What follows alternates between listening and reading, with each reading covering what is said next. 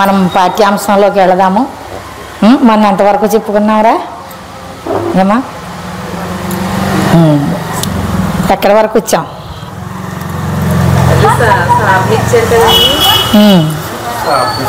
మళ్ళీ ఇంటికి వెళ్ళి కుమారుడిని చెప్పి రమ్మని చెప్పాడు కదా.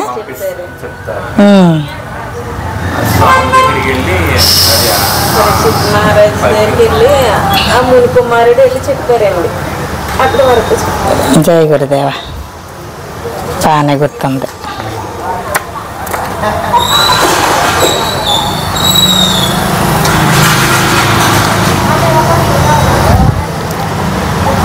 సద్గురుభ్యో నమః.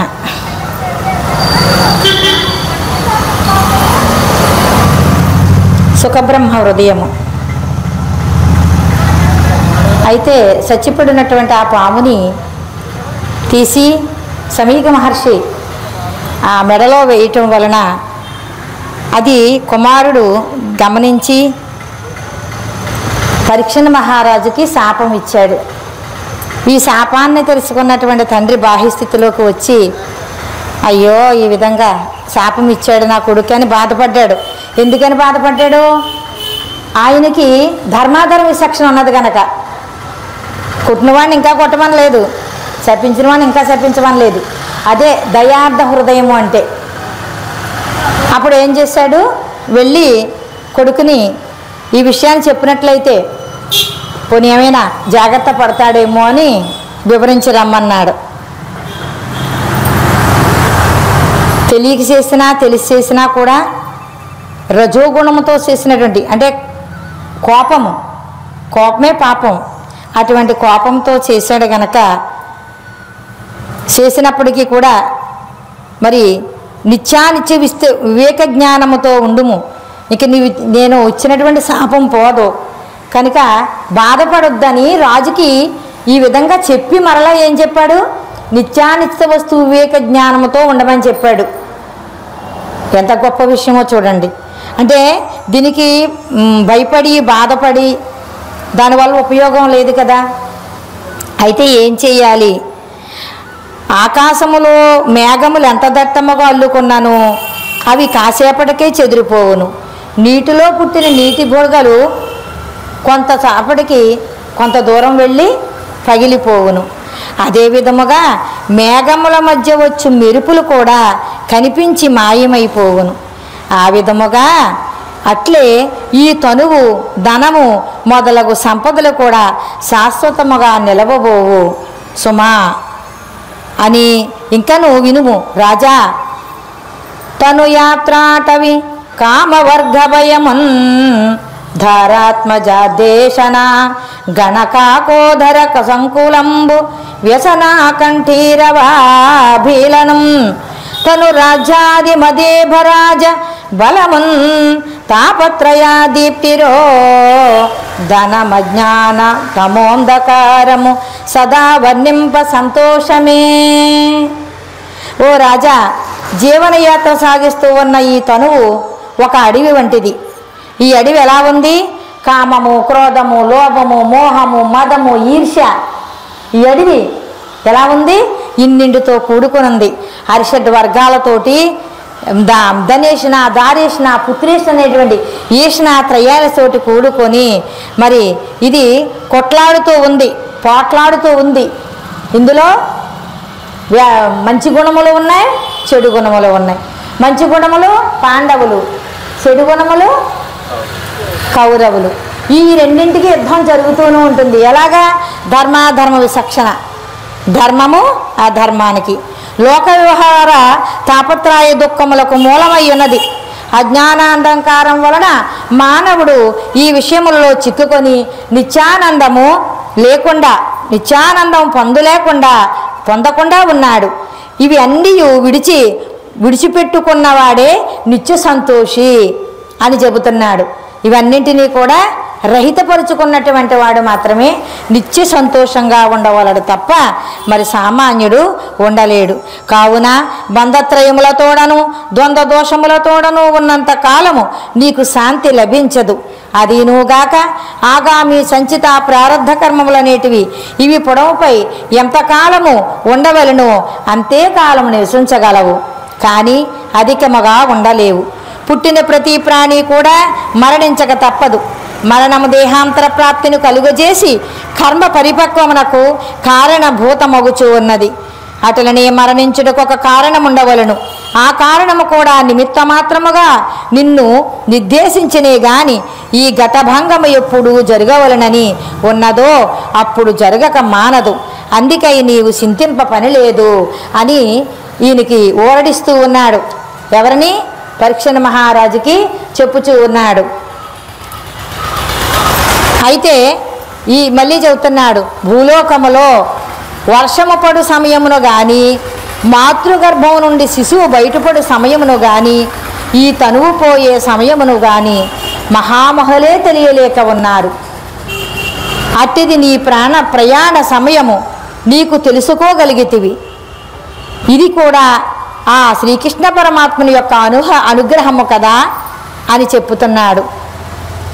అంటే ఎప్పుడు పోతాదో ఎప్పుడు పుడుతుందో జనన మరణం అనేటువంటిది ఎవరి చేతిలోనూ లేదు. కానీ నీకు తెలుసుకుని 7 రోజులలో మరణిస్తావు అన్న విషయం నీకు తెలుసుకున్నావు. నువ్వు నిజంగా చెప్పాలంటే చాలా గొప్పవాడు. తెలుసో తెలియకో పూజేటటువంటి వాళ్ళు ఉన్నారు. కావున జరిగిన దానికై చింతించక ఈ సప్తమ దినములలో అంటే ఈ 7 దినములలో నీ జన్మ సార్థకమైకై తగు ప్రయత్నములు చేసి బ్రహ్మర్షులచే బ్రహ్మజ్ఞానమును ఇహలోక సంబంధము త్రెంచుకొని జనన మరణ రాహిత్య కైవల్య పదమును పొందుమని కోరుకొనుచు ఆశీర్వదించుచున్నాను. ఇదే నీకు ఇప్పుడు నేను చేయగలిగిన పని అని శృంగి పలు విధములుగా బోధించి నివాసమునకు మరలిపోయాను. చూడండి, నిజంగా చాలా గొప్ప విషయం. అంటే ఆయన శపించాను, నువ్వు చేసిన అదో పని మంచిది కాదు కానీ శపించాను అని చెప్పేసి వదిలేదు. మళ్ళీ ఏం చేశాడు? బ్రహ్మోపదేశాన్ని పొంది ఈ జనన మరణ రాహిత్యం చేసుకునేటువంటి మార్గం తెలుసుకో. ఇంకా నీకు 7 రోజులు ఉన్నాయి, నీకు సమయం దొరికింది అని ఆయనకి మంచి సూచన చేసి ఆయన ఆశ్రమానికి ఆ శృంగి వెళ్ళిపోయాడు. అప్పుడు పరీక్షణ మహారాజు ఏం చేస్తున్నాడు? మరణమిక తప్పదని తెలుసుకొని రాజ్యాధికార వైభవం అంతయు త్యజించి భార్యాపుత్రాదుల యందు భ్రమను విడిచి కైవల్యము సాధించుటకై మార్గం ఏమిటాయని ఆలోచింపుతూ ఉన్నాడు.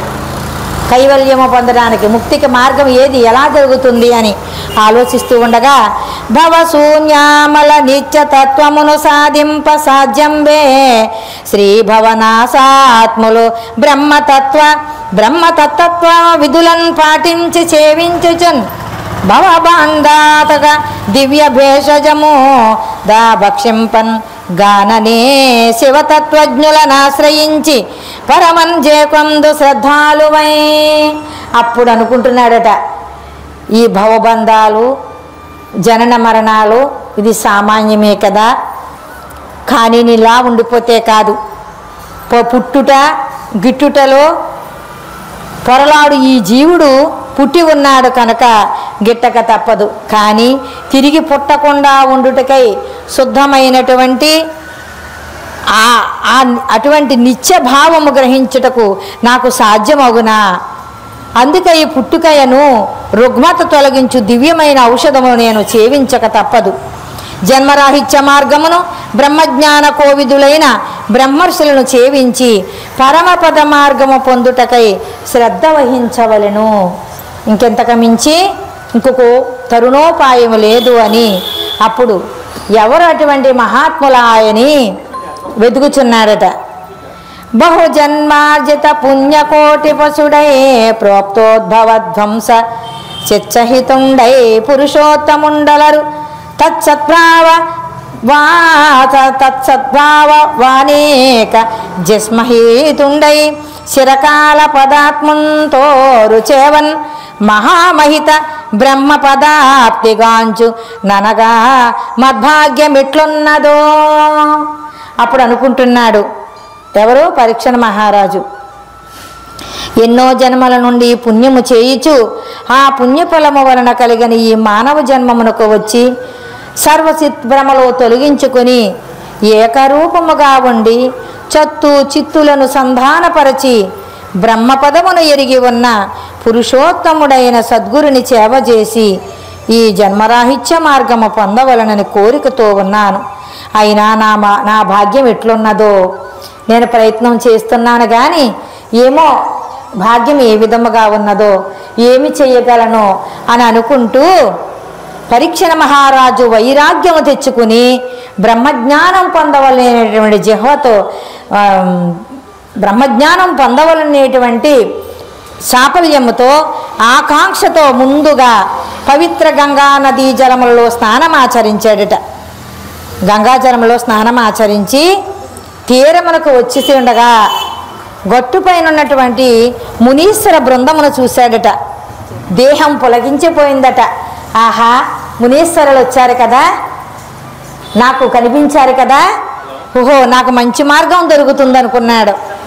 వెంటనే ఆ మునీశ్వర బృందములో ఉన్నటువంటి వారంతా ఎవరు? అత్రి, విశ్వామిత్రుడు, మైత్రేయుడు, భృగు, వశిష్ఠుడు, పరాచరుడు, శవనుడు, భరద్వాజుడు, పరశురాముడు, దేవలుడు, గౌతముడు, కశ్యప, కవశప, కన్వ, కలశ సంభవ, వ్యాస, పర్వత, నారద ప్రభృతులైన మహర్షులు, బ్రహ్మర్షులు, దేవర్షులు, రాజర్షి మునిపొంగవులందరూ కూడా ఉన్నారు. అటువంటి వారిని పరీక్షిత్తునకు కర్మఫలము చేయగలిగిన కీడు తెలుసుకున్నవారే వాళ్ళందరూ కూడా చూస్తుండగానే వారంతా పరీక్షణ మహారాజుకి ఇటువంటి కర్మ కలిగింది కదా అని అనుకుని అటువంటి ఉత్తమునికి తమ తమ శుభాశీస్సులసే పుణ్యలోకములు ప్రసాదింపు చేయ సంకల్పించుకుని అతనిని ఓదార్చుటకై వచ్చుచు మార్గ మధ్యమునను అందు వారిని చూసి గట్టుపై నిలబడి ఉండిరి. మరి ఈయన గంగలో స్నానం చేస్తున్నాడు కదా పరీక్షణ మహారాజు, ఆయన పైకి వచ్చేసరికి వీరు పైనుండి చూస్తున్నారు. ఎంతమంది మునుపొంగవుల దర్శనము ఒక్క గంగానది జలస్థానము వలననే లభ్యమైందందుకు మున్ముందు తన కోరిక నెరవేర్చగలుగుతుంది, నా భాగ్యం నెరవేరుతుంది అని భావించి ఆనంద సంభ్రమం ఆశ్చర్యములతో వారిని ఈ విధంగా స్తుతించాడట. ఎవరు? పరీక్షణ మహారాజు ఈ విధంగా స్తుతించాడంట. ఆహా, నా భాగ్యం ఏమని చెప్పవచ్చు, ఇంతమంది మహాత్ములు ఉన్నారు కదా, నన్ను గరికి తీసుకువెళ్ళలేకపోతారా?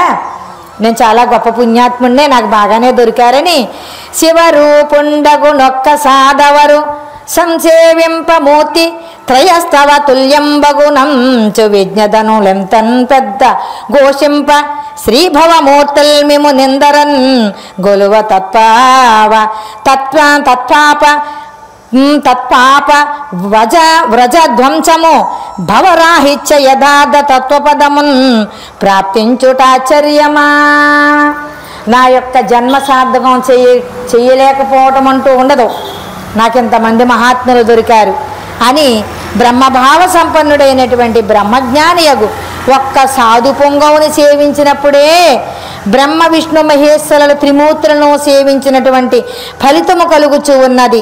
అటువంటప్పుడు ఇంతమంది విజ్ఞులు నాకు వచ్చి ఉన్నారు కదా, అటువంటిది ఇంతమంది మునిపొంగవులు ఒక్కసారిగా చూసిన నా జన్మ ధన్యమైనది. మిమ్మలను సేవించిన పాపములు పాపకొందును. నా జన్మరాహిత్యము దివ్య పదము లభించుటలో ఆశ్చర్యమే లేదింకా, నేను ధన్యుణ్ణయ్యాననుకున్నాడు పరీక్షణ మహారాజు. వెంటనే పరీక్షణ మహాపాలుడు అందరి ముందు నమస్కారం చేసి తమ ఏకాంత మందిరానికి రమ్మని వారందరినీ కూడా కోరగా మునీశ్వరులందరూ నిరాకరించి ఇట్లన్నారు, ఓ పరీక్షణ మహారాజా, నీకు కలిగిన విపత్తు గురించి తెలుసుకుంటిమి, నిన్ను వాదార్చుటకు వచ్చితిమి గాని ధర్మస్థాపకులైన పాండు వంశములో పుట్టి పుణ్యకార్యములు ఎన్నియో చేసి చివరకు ఈ విధముగా మునుకుమారుని శాపమునకు గురువైతివని, ఈ పుణ్య భాగీరథి నదీస్తీరములో మనము కలువడ జరిగింది. వైరాగ్య ప్రబోధకు నదీ తీరములు నిర్జరారణ్యములు అనుకూలమై ఉండును కాన అదిగో ఆ వృక్షఛాయలోనే మన సమావేశము జరుగుట మంచిదని మా అభిప్రాయము అని పలికిరి. ఏమన్నారు అంటే మా అంతఃపురానికి వెళదాం రమ్మన్నాడు రాజు కదా. అయితే వారేమన్నారు, నదీ స్థావరాల్లో అరణ్య ప్రాంతాల్లో అంటే నిర్మలముగా ఉన్నటువంటి ప్రదేశములోనే జ్ఞానబోధకు అనుగుణ్యమైనటువంటిది తప్ప శబ్దముతో కూడుకున్నటువంటి దానివల్ల ఉపయోగము లేదు. అందు గురించి ఇక్కడే మనం ఈ యొక్క జ్ఞానబోధన చెప్పుకుందాం తప్ప మరి అంతఃపురానికి వద్దు అన్నారు. అందుకు పరీక్షితుడు తన పరివారముచే ఆ వృక్షఛాయ ఆవరించి ఉన్నట్టు స్థలమంతయు నివాసయోగ్యముగా చేయించి, అంటే రాజు తలుసుకుంటే మరి ఏదైనా చేయగలడు.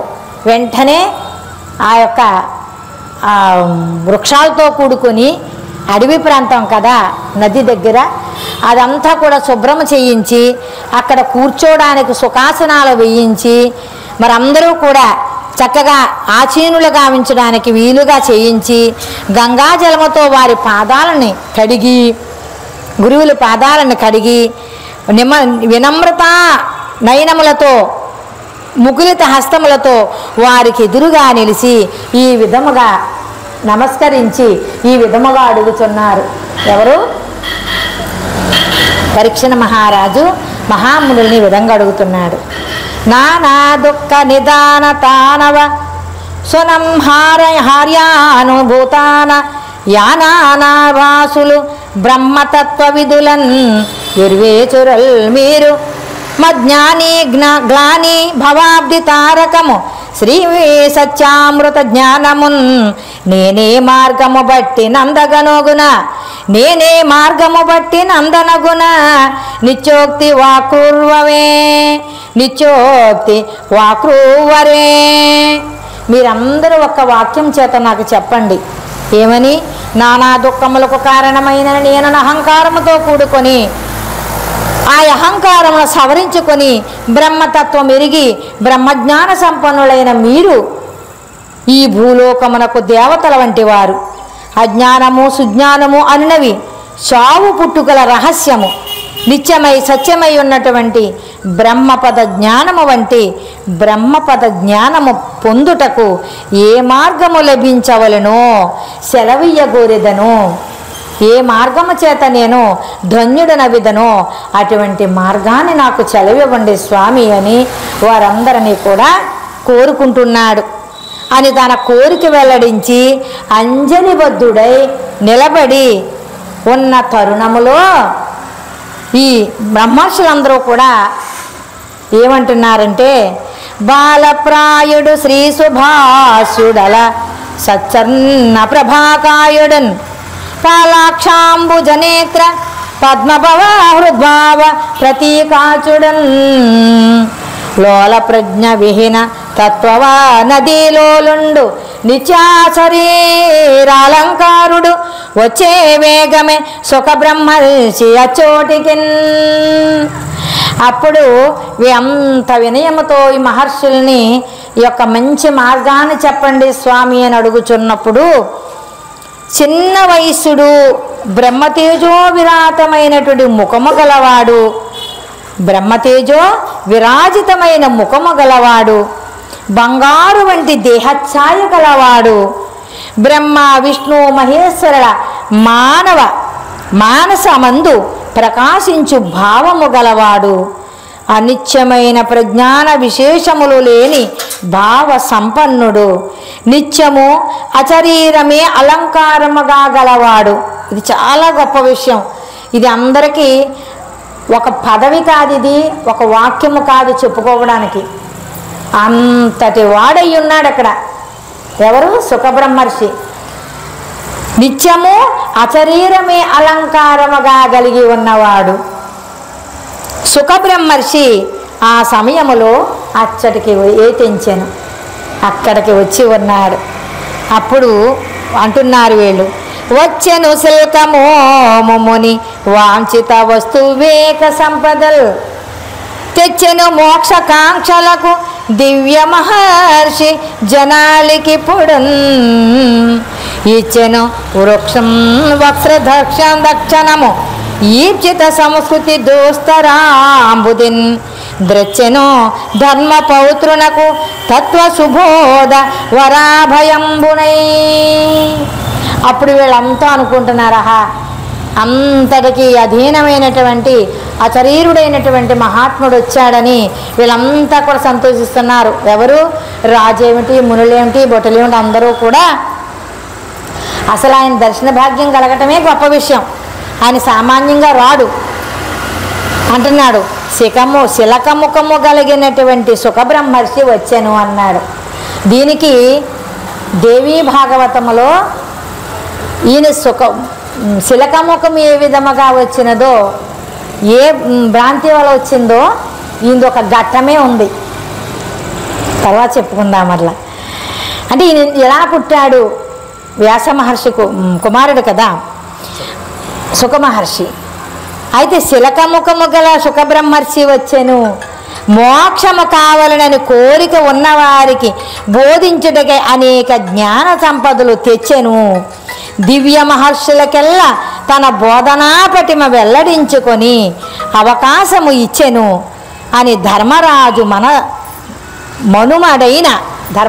మనవడైనటువంటి ఆ పరీక్షిత్తునకు ఆవరించి ఉన్న కర్మ ఫలముల తొలగించి అతని కోరిక ఈడేర్చుటకు పరతత్వ సుధాంబుది అయి సుఖమహర్షి అభయప్రదాతగా అచ్చటకు వచ్చెను అని వాళ్ళంతా కూడా ఎంతో ఆనందముగా చెప్పుకుంటున్నారట. అందుకు సుఖబ్రహ్మర్షి ఆయన పెట్టుకుని మనకి ఆయనకి అవసరం లేదు ఈ బోధ, మనకి చెప్పడం కోసము మహాత్ములు ఈ విధంగా తెలియజేశారన్నమాట.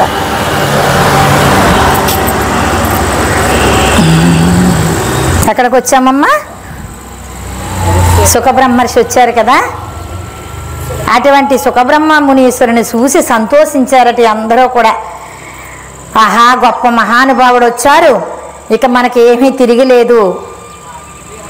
అభయప్రదాతగా వచ్చి ఉన్నటువంటి సుఖమహర్షిని చూసి ప్రతివందనములు ఆచరించి సుఖబ్రహ్మర్షికి వందనము చేశారు. నమస్కారము చేసి స్వీకరించి ప్రతివందనములు ఆచరించి ఉచితాసనముపై కూర్చుండి వేడుకొని పరీక్షను నృపతి సుఖబ్రహ్మము గురించి బాగా తెలుసుకున్నవాడొకటచే సందనాది సుగంధ ద్రవ్యములు తెప్పించి గంగాజలమును తెప్పించి పాదాలను కడిగి పాదపూజ కావించి హృదయాంతరంగమున సద్గురునిగా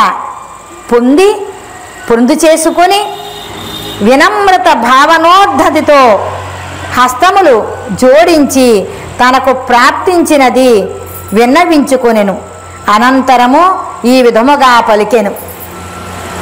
మేమందరము కాదయ్యా, ఈ మహర్షులు అంటున్నారు, మేమందరము కాదు, ఇంత గొప్పదైనటువంటి బ్రహ్మజ్ఞానాన్ని చెప్పాలంటే అశరీరుడైనటువంటి సుఖయోగీంద్రుడికే చెల్లింది కానీ మా వల్ల కాదన్నారు వాళ్ళు. ఈయన భాగ్యోదయము చేత ఆయన కూడా ఆ సమయానికి అక్కడ వచ్చి ఉన్నాడు. అంటే యద్భావం తద్భవతి. మన నిజంగా చెప్పాలంటే మన భావం ఎలా ఉందో అది అవుతుంది. ఆయనను గురువుగా ఎంచుకొని పాదాలు కడిగి మరి గురువుని ఏ విధంగా మరి పూజించాలో ఆ విధముగా పూజిస్తేనే ఆ గురువు తన దగ్గరున్నటువంటి జ్ఞానబోధని విసరగలడు. లేకపోతే చెప్తే చెప్పండి, అయితే వెళ్ళిపోండి అన్నారంటే అక్కడ ఇంకేముంది అక్కడ? అందుకే వినమ్రత భావనతో ఆ విధముగా అంటున్నాడు. మంటెందుస్తర జన్మ బంధహర మే మార్గాన చేకూరు వచ్చుంటినిప్పుడు వేడుకొంటి మునులను సూచింప సన్మార్గముల్ వింటిన్ మీ వరలక్షణాతిశయమున్ వేదాంత నిర్జీతమున్ కంటిన్ మిమ్ము సుకాస్య సద్గురువర గైకొంటి కైవల్యమున్. అప్పుడు అంటున్నాడు, ఓ సుఖబ్రహ్మ గురుదేవా, వేదాంత విచారణలో మీరు అవలంబించుచున్నటువంటి బ్రహ్మతత్వ నిర్ణయము నేను విని ఉంటేని, మీరెంత గొప్పవారో విన్నాను. మిమ్ములను ఇప్పుడు చూచి ధన్యుడనైతేని. వసుధలో అంటే ఈ భూమి మీద ఈ దుర్భరమైన జనన మరణ చక్రము నుండి తప్పించుకొని మార్గము బోధించమని ఈ మహర్షుల ముందు మిమ్ము ప్రార్థించుచూ ఉన్నాను. కావున అట్టి కైవల్య పదవిని పొందు మార్గము చూపించమని వేడుకుంటున్నాను స్వామి. చెప్పండి స్వామి అని ఇంతటి మహర్షుల ముందు మిమ్మల్ని వేడుకుంటున్నాను అన్నాడు పరీక్షణ మహారాజు. మరలా అంటున్నాడు, కంటిని ఋషి సముదాయము వింటిని భవదీయ కీర్తి విస్తారము కన్గొంటిని నిజ గురువరు శరణంటిని మీ దివ్య పాదనలిని యుగమున్. ఈ రచించినటువంటి ఈ యొక్క రచయిత చాలా గొప్పవాడు నిజంగా. ఏ పద్యానికి ఆ పద్యం చక్కగా విశదీకరించారు. మళ్ళీ ఏమంటున్నాడు, ఈ ఋషి సముదాయమంతా చూసి తరించి తిని నలుదిక్కులు విస్తరించి ఉన్న మీ కీర్తిని వినియుంటిని. బ్రహ్మజ్ఞాన బోధలో సత్య అసత్యములు విడదీసిన నిజ గురువులైన మిమ్మలను సూచి శరణు జొచ్చి మీ పాద పద్మములకు ప్రణమిల్లుచూ ఉన్నాను. ఇంతమంది మహర్షులను చూశాను నా పుణ్యోదయం వలన, మిమ్మల్ని చూశాను.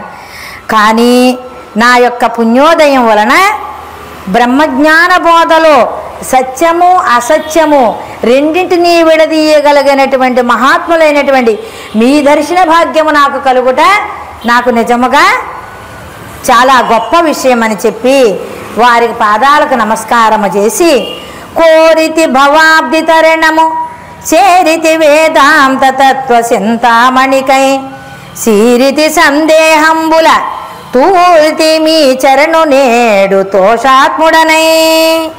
ఓ స్వామి, ఈ భవబంధ సాగరము దాటించి నన్ను కృతార్థుని చేయమని కోరుచూ ఉన్నాను.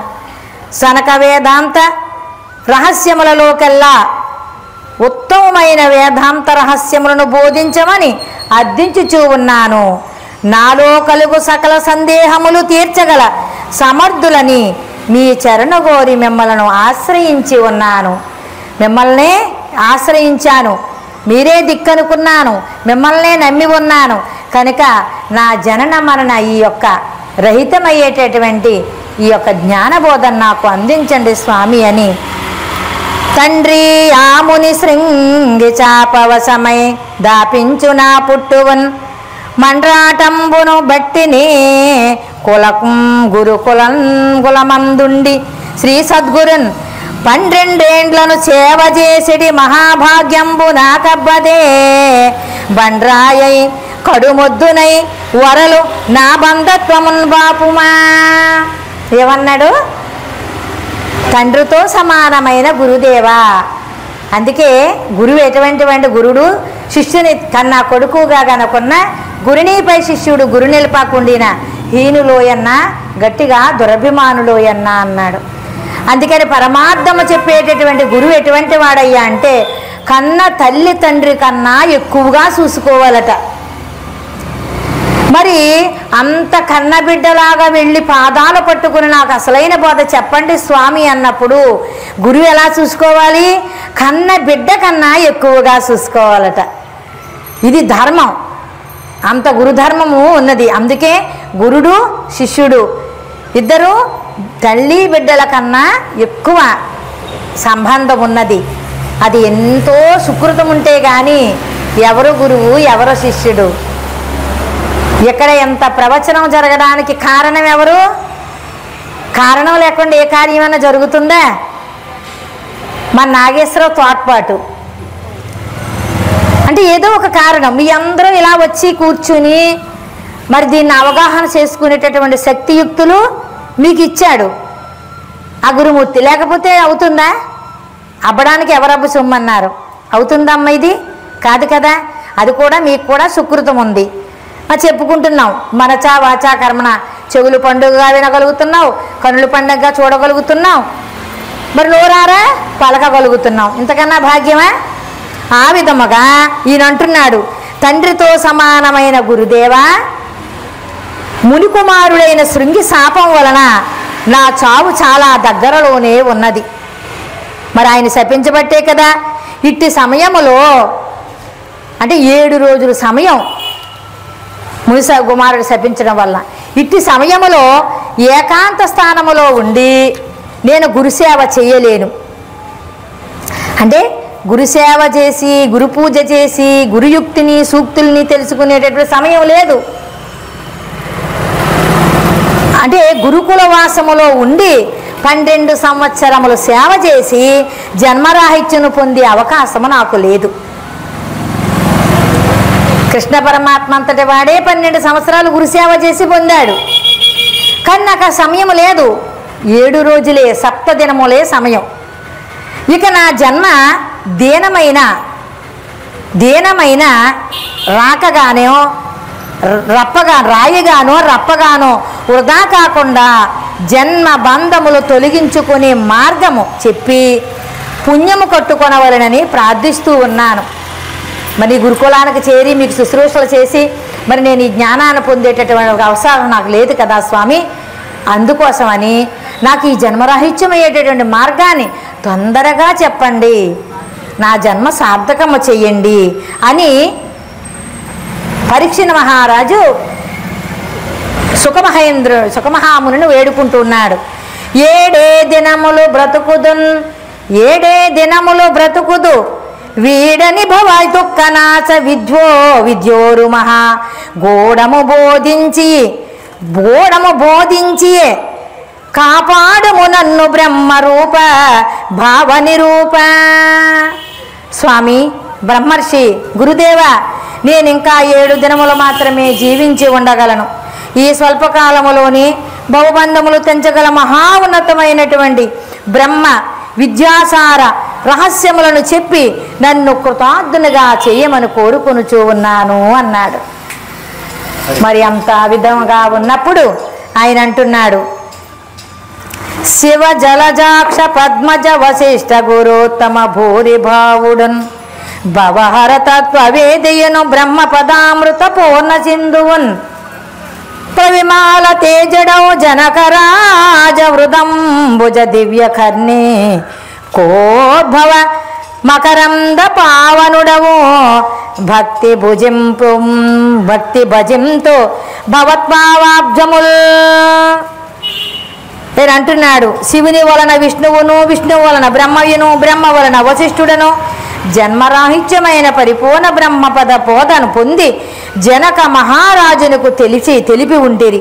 అట్టి బ్రహ్మభావోద్దీపిక వలనచే వెలుగొందు బ్రహ్మ రహస్యములను పొంది ఉన్న జనక మహారాజు బ్రహ్మ తేజోవిరాజుడగుటచే అతని హృదయాంతరంగములలో పుట్టిన అతీతాచల బ్రహ్మ భావమును మకరందమును తేనె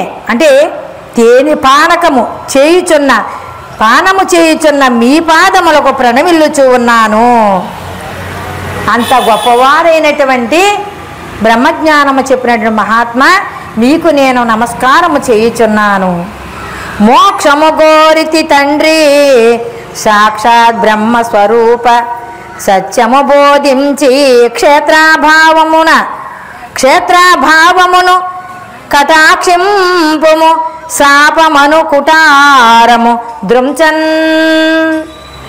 ఆవిడంటున్నాడు, తండ్రి సాక్షాత్తుగా బ్రహ్మస్వరూపముగానే వెలుగొందుచు ఉన్న తమరు కటాక్షించి ఈ దుర్భర శాపము వలన మరణించుచున్న నన్ను ఈ దేహమనే క్షేత్రమునకు అభావమై ఉన్న మోక్షమును ప్రసాదించు గురుదేవా అని ఈ విధముగా వేడుకొనుచు ఉన్నాను అనగానే అని స్తుతించుచు బంగారు ఛాయగల పువ్వుతో సమానమైన సహస్రదళ పద్మమును ధరించి ఉన్న శిరస్సు భూమిపై మోపి నేత్రములు మూచుకుని జిహ్వలో గురు స్మరణ చేయుచు కాయము మనస్సు బుద్ధియు ఒకటిగా చేసి సుఖబ్రహ్మచార్యుల పాదములయందు మోకరిల్లి ఆ గురుపాద జలము సేవించి అహంకార వర్జితుడై లేచి మరలా నమస్కరించి సాష్టాంగ నమస్కారం చేసి ఈ విధముగా నమస్కరించి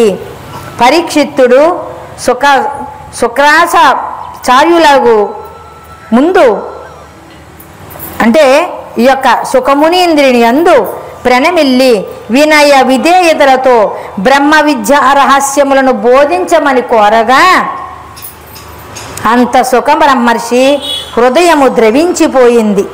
మరణ భీతి వలన కలిగిన ఈ మార్పు జనన మరణములు లేని కైవల్య పదముని కోరుకొనుచున్నందునకు పరమానంద భరితుడై పరీక్షిత్తుని ఆశీర్వదించి కూర్చొనమని ఆనతిచ్చెను. ఆ సమయములో ఆ ప్రదేశములో ఉన్న ముని జనములు ఎట్లుందిరనగా, అంటే వీళ్ళు ఇలా చెప్పుకుంటూ ఉంటే ఈ గురు శిష్యులు అక్కడ ఉన్నటువంటి వారు ఏ విధంగా ఉన్నారయ్యా అంటే, కృష్ణ వేణోద్భగ గీతామృతంబును నరుడు ప్రార్థుడు గోరిన ప్రగిది శ్రీ దక్షిణామూర్తి సిద్ధోదరాజము శ్రీహరి బ్రహ్మలాచించు విధము పరిపూర్ణ సీతాంచు కిరణ పీయూషము సానాతుర సకోర పక్షువలే నాగస్వరామేయ నాద వినోదమున్ నాగముల్ వినగోరు న్యాయమట్లు శ్రీ సుఖబ్రహ్మదేశిక చిత్ప్రబోధ విమల సూక్తిన కాయము వినగోరి యత్రి మైత్రేయ గౌతమ శవన కన్వ భృగు వశిష్ట కలసజ ప్రభృతుల్జూచే. వారంతా కూడి మహామునులు చూచి శ్రీకృష్ణుని వేణువు స్వరమును విన్నవారు దేహము మరసి విన్నట్లుగా ఆ కృష్ణ భగవానుడు బోధించు గీతామృత బోధను అర్జునుడు మేను మరచి విన్నట్లుగా ఆది గురువుయగు దక్షిణామూర్తి బ్రహ్మతత్వమును వినిపించినప్పుడు విష్ణు బ్రహ్మ ఎంత శ్రద్ధారువులై విన్నారో ఆ విధముగా పూర్ణ చంద్రుని వల్ల చూచిన కిరణ కాంతికై సకోర పక్షులు నిరీక్షించినట్లుగాను, పూర్ణచంద్రుని చూడ్డానికి సకోర పక్షులు ఎప్పుడు పూర్ణచంద్రుడు వస్తాడా అని చూస్తూ ఉంటాయట. ఆ విధముగా నాగస్వరము ఓదగా నాగులు ఆనందముగా ఆలకించినట్లు ఆ సమయములో సుఖబ్రహ్మర్చి చేయగోరు తత్వబోధ బ్రహ్మ పదము జన్మ రహిత్యమైనటువంటి అచల బోధను వినునకు అత్రి మహాముని, మైత్రేయుడు, గౌతముడు, శవనుడు, కన్వముని, భృగువు, వశిష్ఠుడు మొదలుగా కలిగినటువంటి మహర్షులందరూ కూడా బ్రహ్మర్షులందరూ కూడా నిరీక్షిస్తూ ఉన్నారట. సుఖబ్రహ్మర్షి ఏమి చెబుతున్నాడో విందాం అని అంతా కూడా ఈ బ్రహ్మజ్ఞానానికై నిరీక్షిస్తూ ఉన్నారట. శ్రీ గురుభ్యో నమః.